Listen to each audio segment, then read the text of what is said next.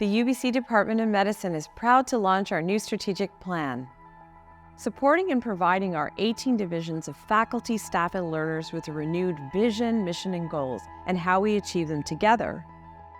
We have the privilege to perform this transformational work across our 4 campuses, located on the traditional, ancestral, and unceded lands of the Musqueam, Squamish Tsleil-Waututh, Syilx, Tleklay-Tena, Songhees, Esquimalt, and the Wasanich peoples.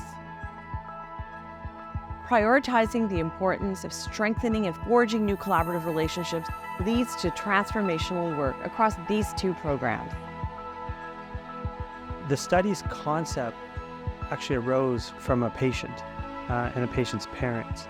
And his parents said to me, we looked in his eyes and we know that he's gone. And it was at that moment when a light bulb went off. Traditionally, our focus has always been on the timing of passing or death to be when the heart stops. And what we've established so far in a series of patients, by comprehensively monitoring the brain and heart simultaneously, that in fact, in many cases, the brain actually dies before, meaning that patients can actually be considered for possible organ donation and to provide the gift of life earlier in that process than has been traditionally done.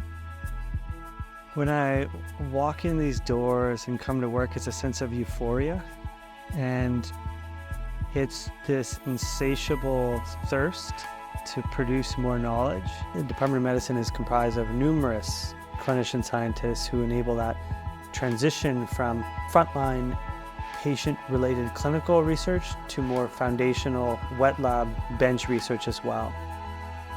And it's that team of people then coalesce together to really undertake and make these sort of studies possible. The Road to Recovery initiative was generated as a consequence to some of the fractures and challenges that we as healthcare providers were experiencing on the front lines. And so the Road to Recovery was looking to sort of address that in 2 ways. So the first was to increase treatment capacity through the creation of almost 100 new addiction treatment beds. And so the idea was that no matter what an individual needed, if they presented or sort of had that, courageous moment where they were willing to raise their hand and say, I think I need help when it comes to my substance use, there was a coordinated system of care in place that could match that patient to the right type and level of acuity of service that they needed, and then really support them at every phase along that recovery journey.